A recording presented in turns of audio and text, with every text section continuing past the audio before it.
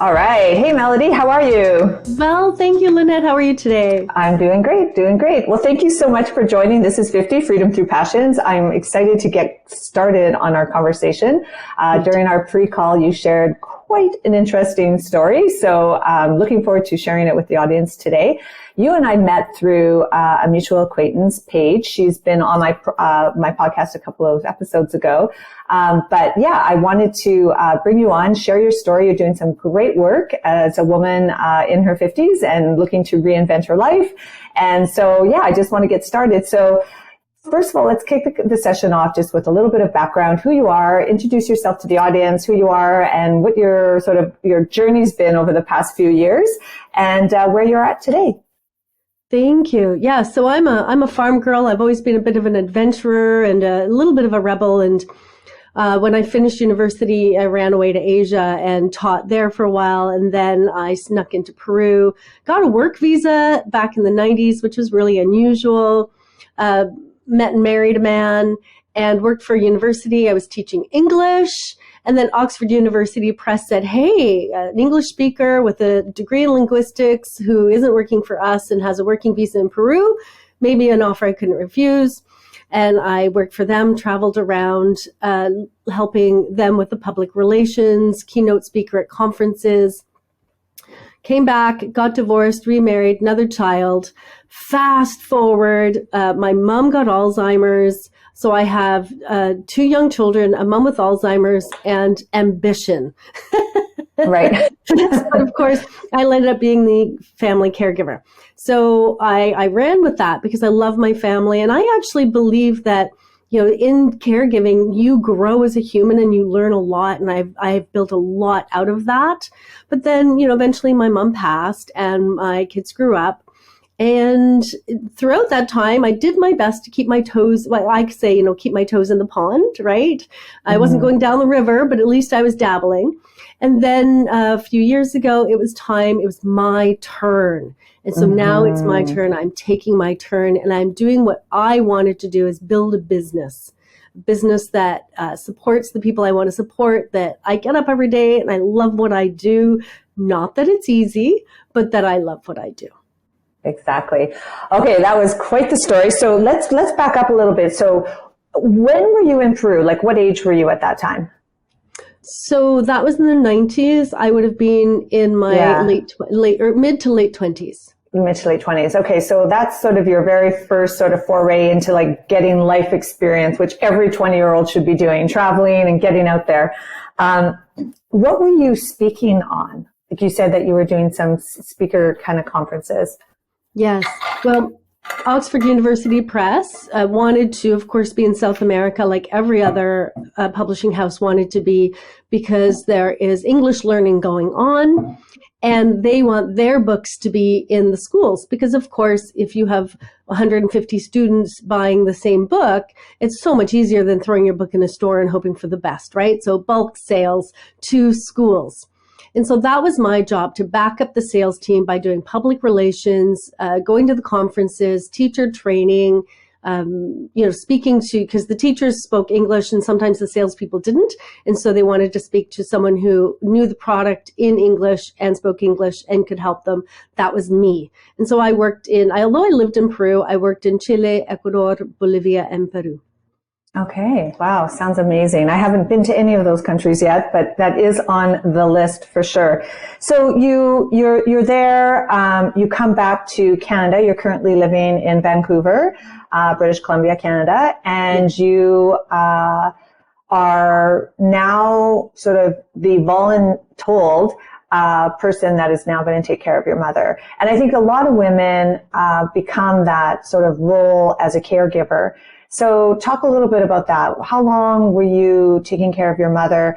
Maybe sort of some of the emotions that you were feeling as you were going through it. I know that for me, a lot of women put their lives and their dreams on the back burner to do a particular thing because they're the only ones there. And like even for myself, I was the full-time caregiver of my children from, a very young age to, for at least 19 years. And so, yeah, you sort of have to prioritize that, and therefore your stuff just gets back. And so when you said it's my turn, I really want to dig deeper into that, because I think there's a lot of women out there that it really truly is their turn, but they struggle with, well, to do what? So talk a little bit about the sort of the time that you spent with your mother, and you said that you learned quite a bit during that moment. And tell us a little bit about what you learned.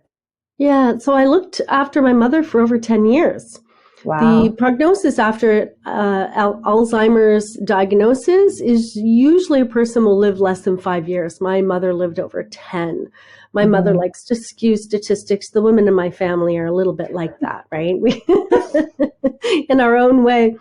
And so I was raising children, and I was looking after my mom, and I wasn't getting a lot of family support, right? Everyone else was kind of like, hey, look what Melody's doing. This is great. We don't have to step up, and, we don't have to, do anything. We can just run away and do our own life. And I get it. It's hard. It's really hard work, emotionally challenging work, physically challenging work to look after someone. But somebody had to step up. I did. And at the same time, nobody had to step up. We could have let my mother languish, but that's not how I believe we should move as a society. That's not what I think our society values should be. Therefore, I was the person to step up. So learning a lot, absolutely. Trying to reason with somebody who has no reasoning skills, right? It's like, raising a 2-year-old, right? They want what they want, and they're individuals, and yet they have no rational skills. They're not rational. They're not reasonable. And figuring out how to maneuver through this world and how to work with people who are difficult, and leave their dignity intact. How to talk to medical professionals, how to make sure that my mother gets her needs met. So there was a lot going, when you're looking after someone, there's a lot going on. You have to develop a lot of negotiation skills, listening skills, persuasion skills. I remember this, and it was not just with my mom. I'd go visit my mom. She was on a lockdown ward because she had Alzheimer's, and all these other people were doing these strange things. And I learned, how to distract, how to give joy to somebody so they, move on to another thing, how to be with them where they are. I remember my mom used to, at one point, I'd walk in and my mom would go, "There's my mom, hi." And she'd look at me, and some well-meaning person would go, "That's not your mother. Might be your daughter, but it's not your mother." And I'd go, "Hi, love." She'd, "Hi, Mom." And I'm like, "How are you?" And we'd kind of look at each other like, what is this person talking about? And the person would be standing there going, this is not rational. But of course it wasn't rational. And if I lived with her where she was, then we could get done what needed to get done. Right. These are amazing skills I use with my clients, with colleagues, with everyone now, right? Exactly. I've built a lot of amazing interpersonal skills. And I love that because, when we get into our 50s and we start saying, okay, it's my turn, what am I going to do? The first thing that we look at is our life experiences and our skills that we've gathered along the path, whether they were skills that you actually took a course or just skills like what you're describing, are all things that, bundled together can actually create a really great business opportunity. So your mom passes away, and I'm sorry to hear that. And you finally, have now got this like, okay, well, what's next? I've literally been the sole provider of my mother and my kids for the last 10 years. And so what did you do? Like, how did you sit down and decide what were you going to do for what's next? Like, here's the twist, Lynette. Right. I thought, here we go. And then my daughter had a head injury. Right. And then there we were again. More caregiving, more skill building, more dreams put to the side. Right. But I did start dabbling in, again, toes in the pond, right? I started a monthly group for authors in Vancouver where I live. I would bring in a speaker every month, and I would interview an author every month. We did a networking event once a month. That's what I could handle. that's what I did. It wasn't necessarily to make $1 million. It was to to talk to adults, right? In an area that I felt passionate about, and to do something that felt good. And as I say, keep my toes in the pond, even if it's just 1 hour a month, right? Keep my toes in the pond. So that's really interesting. So I think a lot of people think that they have to like go full tilt on whatever that they want to do and whatever they're passionate about. But you've got that's a really nice way of thinking of it, of like just keeping your fingers or your toes in the water so that you can then continue to do something that you're passionate about, but also maybe it will build into something. So this monthly group, how did you come up with that idea? How did you market that idea? Did you charge for that idea? And how did you like get your first cohort of people to join? Yeah, great questions. So it came about because I was just looking for something to do, and there is somebody who was arranging conferences, and I said, okay, well, I'll volunteer to help. And I landed up after a couple of conferences just being the manager and just, being the on-site manager and doing everything at the day. So I could take a day off of whatever else I was doing and just do that. And this is a little before my mom passed and my daughter had her head injury. So it was that space where I was just trying to find something. And then the person who was organizing conferences, he's like, oh, let's do some monthly things. And we'll do, a foodies group, and we'll do a author group, and we'll do a travel photographer group, and we'll. And so he set that up. And then as soon as he set it up, he decided to leave the country and travel. And so I thought, well, I like authors. I love authors. I love writing. I'm just going to step into this role that he's created, and then kind of left. And so I did. And Lynette, my very first event, it was me, the speaker, and one very avid fan. Amazing. Because you know what, that is our biggest fear, like to think, oh my God, because this was all online, right? At the time? No, this is in person. Oh, in person, even worse. Like when you're sitting there, you go like, oh, please somebody show up. Please somebody show up. And that, I think, is the number one cause of, of us saying, I'm not going to do this. This is where that procrastination sets in and the fear sets in that prevents us from actually fulfilling our dreams. Everybody thinks like, oh, everything that, everybody's done that's super successful out there, whether it's a, workshop or a monthly mastermind group or whatever, where there's, 20, 30, 40, 100, YPO, those types of organizations. They started somewhere, and it's that one person in the audience. Okay, so you've got one person in the audience, you've got the speaker and yourself, and you're thinking, oh, shit. I'm thinking, step up and give 100%. Excellent. Right? Excellent. Something I've learned, always step up and give 100%. I don't care how many people are in the room. We did it. That person loved it, told a friend, told 2 friends. Amazing. Next month, we had 3 people. The month after that, 4 or 5. Eventually, we'd have 20 in the room, 30 in the room. And it was a small room. It only held 20 to 30 people. I wanted intimate events. I wasn't going for a big conference. And I got there. I did not give up. And I have something that I call a bold belief. Mm-hmm. You must have a bold belief. If you're going to be a woman in today's world and give up some things to be a caregiver, and you have dreams and you're setting those aside, you want to get back to those dreams, you'd better have a bold belief, right? Okay, so what's your bold belief? And not a bold belief in myself. Yeah, okay. I can, at any time, step up, step back into my dreams, and I will still be a valid human being. It doesn't matter where I'm at, how old I am, what experience. I can do this. A bold belief in self and my ability. And this is not one of those unrealistic, if you build it, they will come, magical, oh, I'm just going to believe and, the universe will hand it to me. It's like, no, I have a bold belief in myself, but I'm also very realistic. If it's not working, I need to try something else. Right. And sometimes you need to be doing 3 things at the same time. And it can be exhausting to like, I'm going to try these 3 things and I'm going to see which one sticks. And then I'm going to do that until it works, right? And not give up.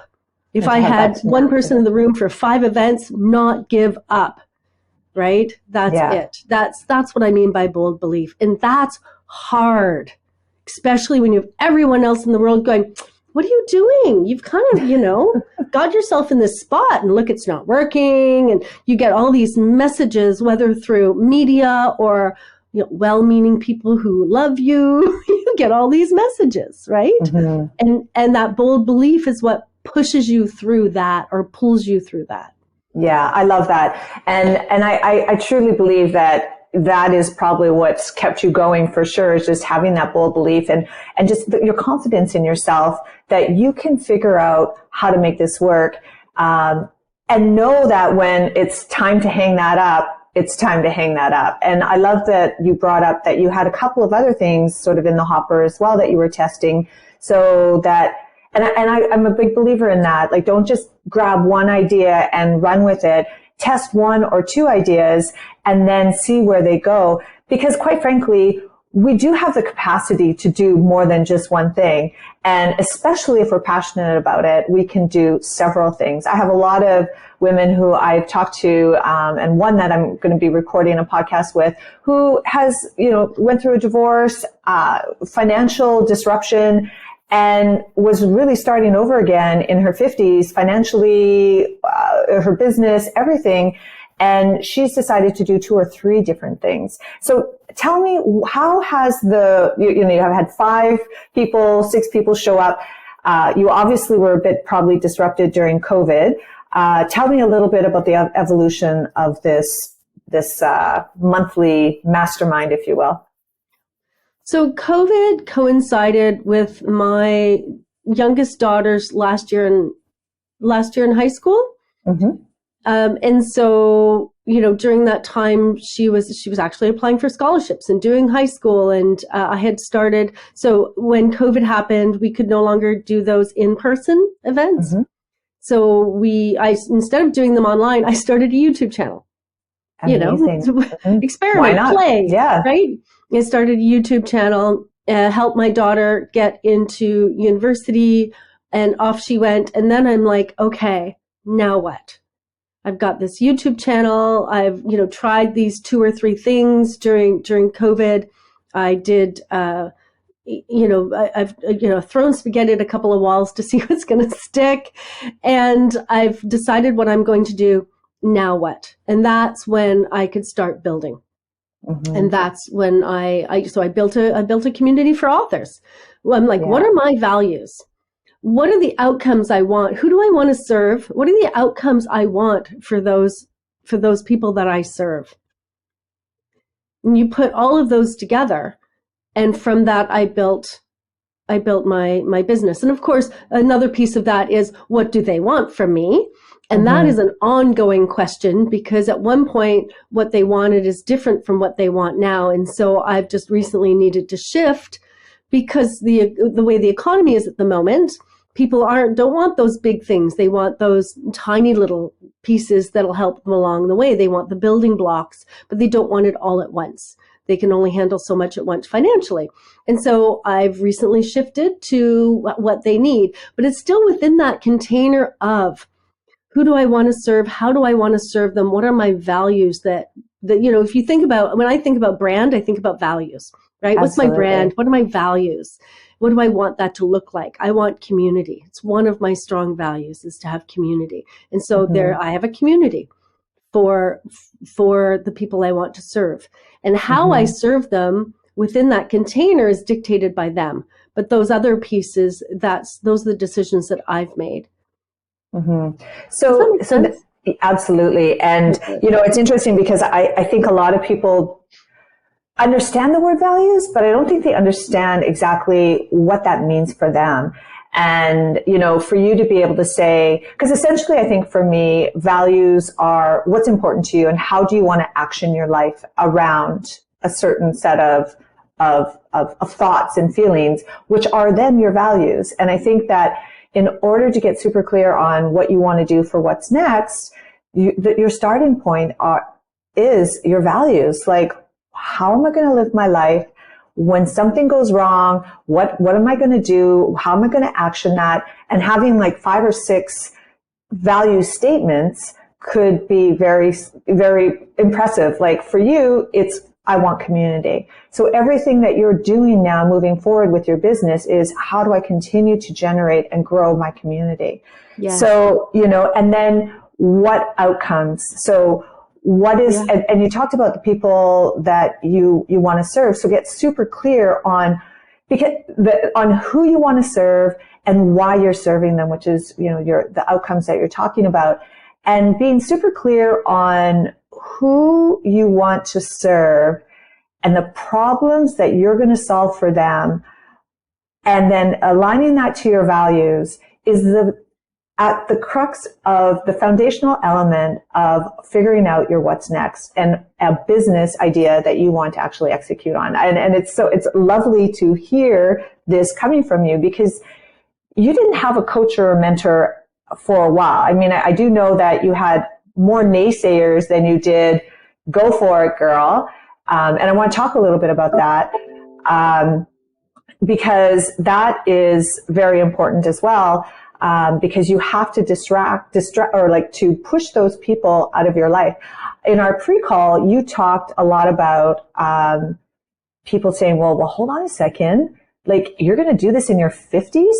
So talk a little bit about that, because this community is called Author and Nation. Yes. Author Nation.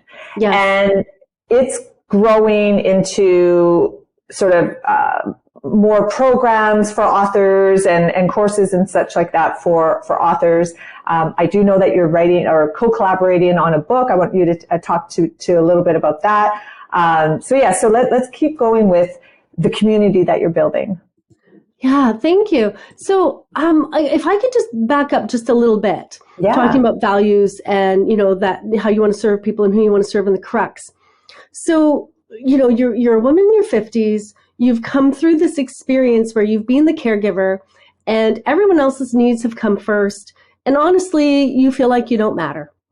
Let's just be real. This is real talk, right? This. Let's just get real about this. You have put everyone else's, my children had their hobbies and their sports, and I used to take my mom to see flowers and wheel her to the playground so she could watch children, and like everyone's needs, everyone's dreams, everyone's wants, everyone's desires, fully you are looking after that. You are serving this up on a silver platter, and then they're done with you and they go on, not in a negative way. My children are done in the sense of, they have their own lives, and this is a good thing. My mom passed away. These aren't negatives. Well, parents passing away is negative, but it's part of life. But then you're all of a sudden you're standing there and you're thinking, I'm supposed to have dreams? Wait, what? I forgot I existed. I forgot that I was anything but a conduit to everyone else's life and dreams. Oh my God.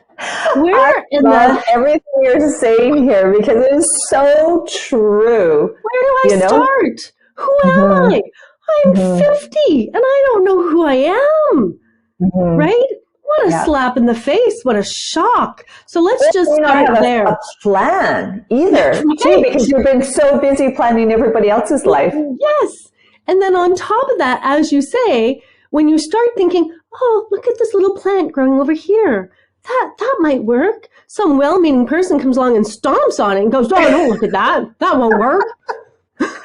Exactly. Oh my gosh. Can you imagine? True. How do women in their 50s not go mad? Exactly. And this is very interesting. I just want to what be you're real saying about this before we move on with the niceties. Let's dig into this. I love it. I love this real talk, because it is absolutely true. Like, the confidence, you start to lose confidence, and you shouldn't feel like, why are we doing that? And I think it's just like, there's many women in their 50s and older who have become shrinking flowers. I remember a moment in my mom's life where, and I don't know why, but this moment sticks out, where I had this sort of intuition about her when she was in her mid 50s. And I thought, oh my God, my mom has given up. And I've never really talked to my mom about that before. And I do want to talk to her about that and to see if I was correct on that. But I see now maybe where she was coming from. And this is the real talk you're talking about, like that flower that's growing or that idea that's blossoming, and then somebody stomps, oh yeah, you know what, he's right or she's right, and I'm out of here, because that happened to you. So how did you overcome that? So a couple of things, and we're going to go deeper into my background here to get to them. My mom was an early childhood educator in England and moved to Canada, married my father, who was a very not nice alcoholic. Let's just leave it at that.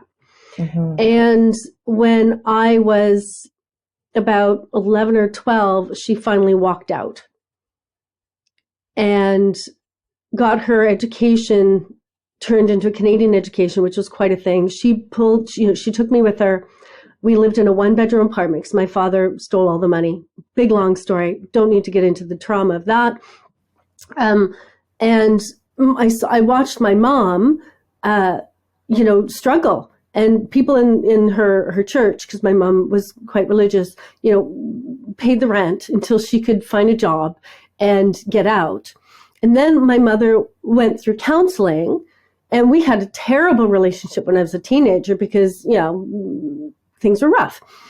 But what I saw her do was look after herself. I saw her go back to university, get a degree in sociology, become a counselor in a safe house for women. And she started doing group counseling with women who had been victims of domestic abuse. I'm so proud of my mom, I would be too, yeah.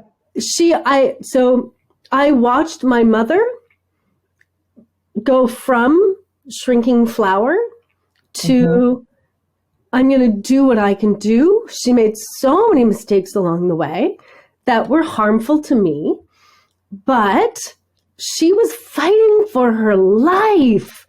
And now that I'm in my 50s, I can look back at that and go, my mother was fighting for her life. And she did what she knew how to do.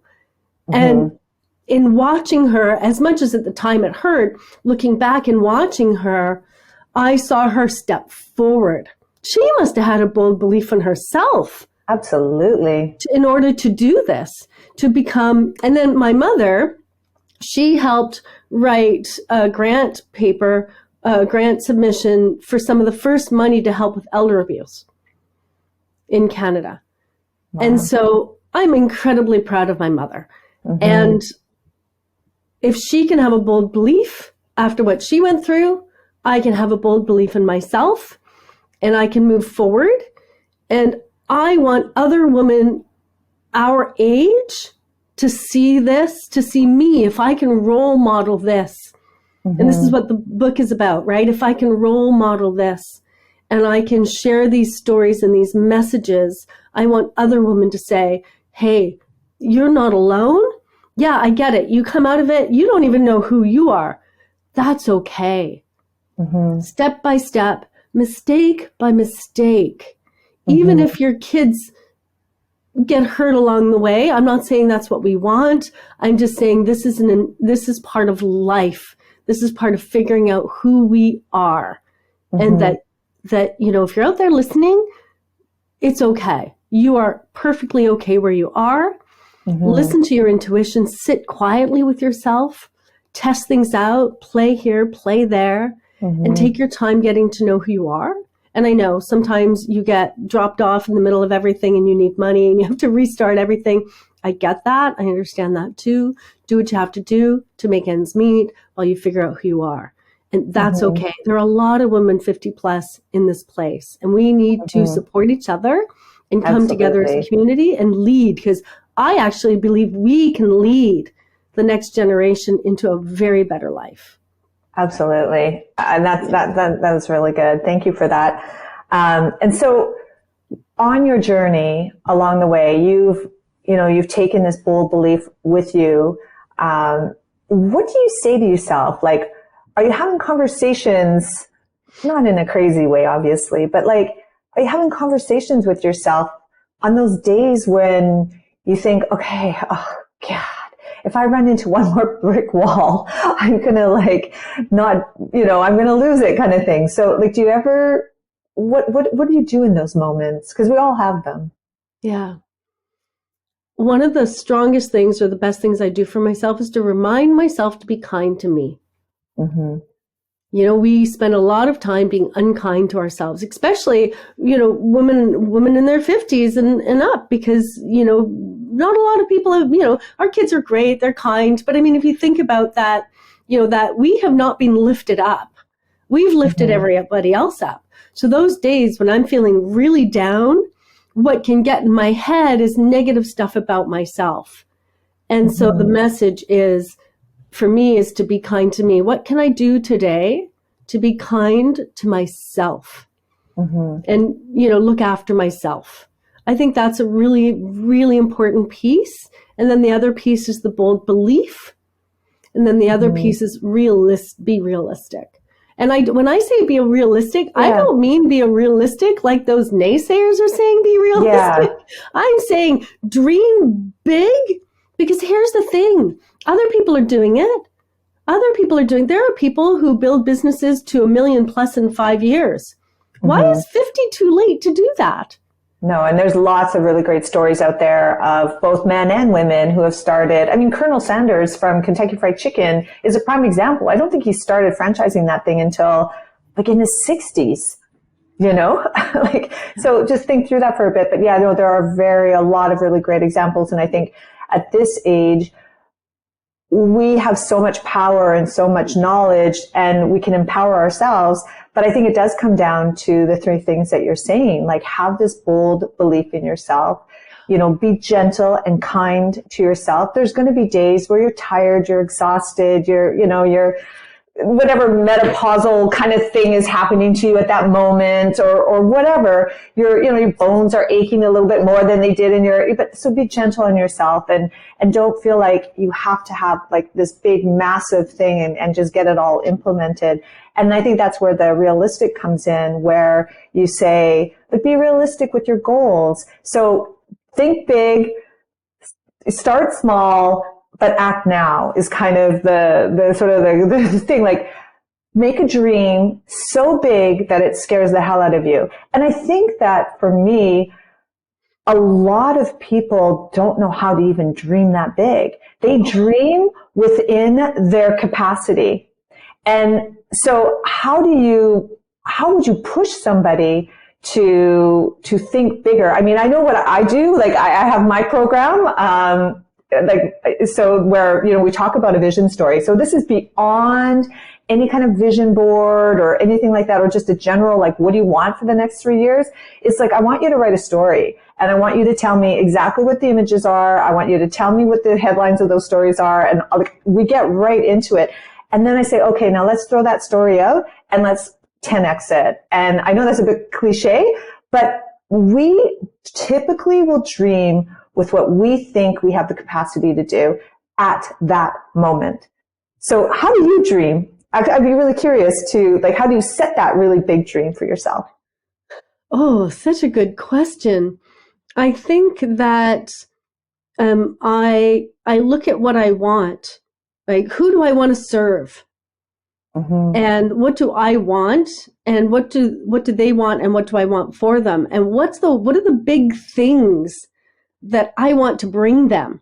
I can't bring to my clients the big dreams if I can't have a big dream myself. Mm-hmm. And so if they're big, so I work with authors. So if their big dream is to have a business, write a book, integrate it, and bring in $10,000 clients, if I can't see that for them, if I can't see that for myself, how can I see that for them or give it to them? And so as a woman, sometimes what's useful, and not to you don't want to get stuck there, but because I'm so used to being a caregiver, I want to 10x my clients' dreams. But in order to do that, my dreams have to be 10x.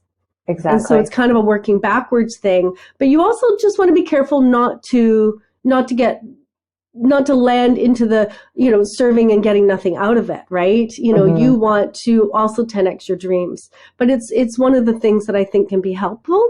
The other thing Mm-hmm. is, where are my passions? Where am I so excited that I'm going to get up every single day and do this and keep going and not give up? right? And what does that big dream look like? And what are other people in that industry doing? What are some of the big businesses? What are some of the other big things happening out there? And I can look at them and go, how do I get there?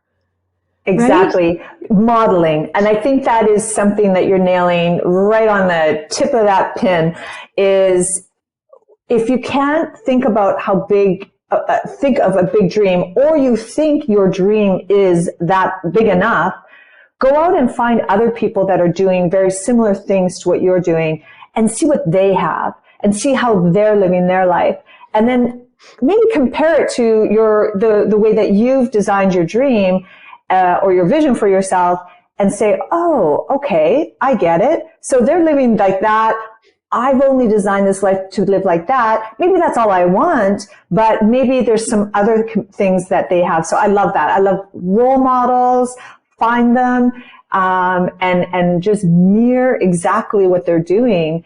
And that gives you sort of that momentum to move forward, you know? So that's amazing. So, okay, we haven't really talked a lot about your business in general. So give us a little synopsis of that, because it's important that, you know, there's a million people out there, 100 million people out there that I'm sure have a book in them. I've had a podcast or two about this before. Everybody has a story, and everybody's story is worth sharing. So tell me a little bit about Author Nation. You're right. Everyone has a story. Everyone has a message. Everyone has an idea. You know, translating that into a book is a completely different thing, right? Absolutely. I know. Or even into a speech of some sort, or even just a message on a social post. I know. Yes. You know, you don't actually have the 50,000 words in you yet, right? Yeah, exactly. But you have an idea, you have a message, you have a story, and you're thinking, you know, maybe that's what you want to get out to the world. So what I do is I help people take that idea and I create a roadmap with them. So we sit down together and we say, okay, this is where you want to go. These are the goals you have. This is your big dream. And you know, this is how the book fits into it. You know, if those are your dreams and this is your ideal reader, here's the book concept. Here's the working outline. Here's the timeline for your project. Here's, you know, we lay out this roadmap together. And then once that roadmap is in place, I have a community. People come into the community. We write together. We have group coaching. We have a space for Q&A. So 24 hours a day, 7 days a week. You have a question, pop it in there. I'm not awake 24 hours a day, but I do go in every day and answer the questions. But not only I answer the questions, other community members can go in and answer the questions. We have a networking every month that is open to everyone, by the way. You don't even have to be a paid community member. It's just open to everyone. I do mini courses for my community. I do live workshops for my community. So there's lots of ways that I support my community. So once you have that roadmap laid out, because, you know, you need a plan, right? You know, we don't want to go into anything. You know, it's like going to the airport without a passport or a luggage or inspecting to get somewhere, right? Right. And so once you have the plan coming into the community, that's where you get the support, the accountability, the motivation, the tools, all those pieces you need to actually get it finished. Because that's the big thing, right? Lots of people set out to write a book. About 3% actually finish writing the book because it's a big project, right? Yeah. Yeah. It's like all those people on the couch wanting to run a marathon. They're there. But you need the help to get off the couch, to do the running, to get to the marathon, right? That's a big deal, running a marathon. Yeah. And I love what you were saying there about the community. So you pop into the community to get that support that you're going to need, because that is where you then have this aha moment of, okay, I'm not the only one thinking this way. And it's okay to think this way. That's sort of being gentle on yourself. But this is how that person overcame. So the role model, the mentorship. And I love that it's not just you leading the community, it's other people supporting. And communities are wild. They are like, they can take a life of their own, which is such an amazing thing, as long as the people in it feel safe enough and encouraged to support each other. It sort of sounds like that's where you're at with your community. Yeah. And that's amazing. Part of my job. Keeping it a supportive environment, keeping it a safe environment. That's the community leader's job, not to answer every question, to know everything. And, of course, to be an expert is important, but to create a space where people can collaborate in ways that everyone moves forward in a positive way. And being part of the community, people write their books faster. They write better books because they get to ask, right? They get to ask questions. That's really good. No, that's amazing. So Melody, where do they find you? So you can find me at authornation.community. That's authornation.community. And the other thing, if people are thinking about writing a book and they're not sure, they can go to authornation.online. And that's where you'll find some free resources, like a planning guide or a publishing guide. And so, if there are things you're not sure, you don't want to join yet, you just want to check out what's it like to write a book, you can pop in there, authornation.online, and get the resource that fits where you're at.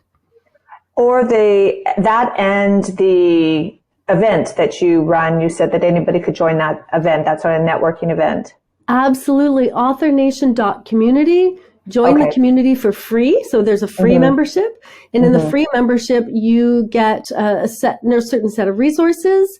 And you also get to come to our monthly networking event. It's called Author Circle. So we get together kind of collaboratively and support each other. We do different topics each month. 1 month, for example, we did book talk where we did mock interviews. So for people who were afraid to be on podcasts, right? So we do something fun every month. That's amazing. No, that sounds wonderful. I just so that everybody can test the waters a little bit, get a feel for who you are. I think that's a wonderful idea. I actually might even steal that idea. Wonderful. Thank you. Melody, it's been a real pleasure. Parting words. You've dropped a lot of value in this podcast today in terms of the bold belief in yourself, be gentle on yourself, and be realistic in terms of think big, start small, act now. What else do you want to say to anybody that's sitting out there in their 50s thinking, oh God, what's next for me? Yeah. So one thing that has been very difficult for me, and probably everyone else listening, is asking for help and getting support. Because we do the supporting, we do the helping, we never get the help or get the support. And we get to the place where we don't even know how to ask. So if you're out there and you don't know how to ask, get in touch with Lynette. Lynette has programs, right? Reach out, get into a group of women 50 plus who want that bold belief that you want, right? Reach out and get a mentor, take a program, get the support, because if not, it's really easy to shrink on your sofa and not get up again. Trust me, I know. And it's still hard for me to ask for support. And it's something I'm now learning to do. And I encourage everyone, that's one piece we didn't talk about. Reach out and get support. Yeah, no, I love that. And you're right. It's, when we have been independent, strong women, clearly that's what you are. And I know for myself, I raised kids for 19 years on my own. And I know it takes a village to raise kids. But what I didn't do was draw on my village. And that is probably one of those, I wish I could go back and do over moments, because I'd be drawing on everybody's help now moving forward. So, and, even finding that mentorship and coaching. I mean, I have provided mentorship for years, but I've never once hired myself a coach. And so this year, 2023, has been about investing in that. And it's been amazing. I'm seeing much more progress in my business, much more progress in who I am and what I'm doing. So yeah, I love it. So thank you, Melody. You were a wonderful guest. Good luck with your community. I can't wait to see you change the world with it. Thank you. And get all those books out there. So, and we'll talk to you soon. Thank you, Lynette.